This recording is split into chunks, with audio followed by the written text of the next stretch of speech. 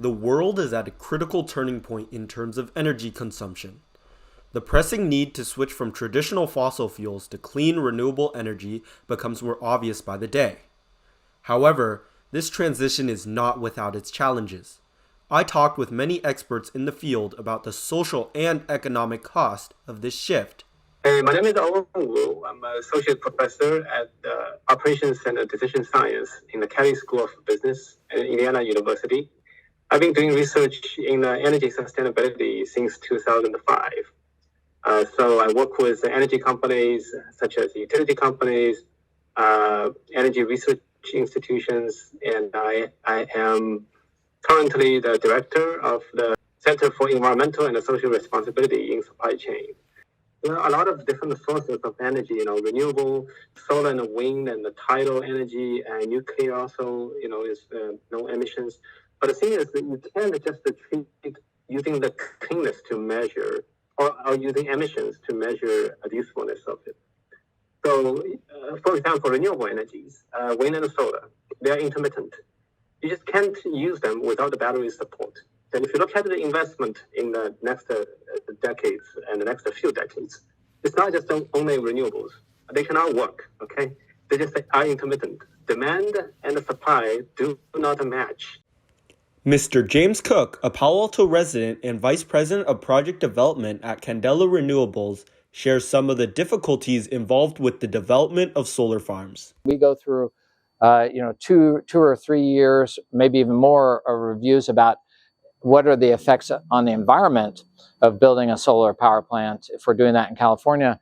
And of course, we're doing it to try and help the environment. But the hurdle is, it takes a long time to review. Sometimes we can't find land right next to transmission, so that's difficult. And sometimes neighbors are kind of worried about what kind of change that might bring if a new kind of power plant is built in their area. You want to have government establish these rules and policies, but also have market mechanisms which bring costs down really quickly. So in Europe, when they first started with solar, they basically paid for any solar, they'd pay a really high price. Regardless of what form of energy we're looking at, clean energy or dirty energy, eventually everybody will have to pay. So society has to pay for those energy. So there are two opinions. One is that government should pick some winners and just let them grow. The other opinion is that no, these things shouldn't happen this way. You should let economics just decide who is the winner. And what we want to do is be able to pay less for electricity, but also have cleaner electricity. And I think we can do that in the United States by having the government say, we want to see these things, but we want it to be done with market mechanisms and the power of the market to drive down costs and prices for people. So government should actually provide incentives for the energy to, for the renewable energies to grow to a certain extent.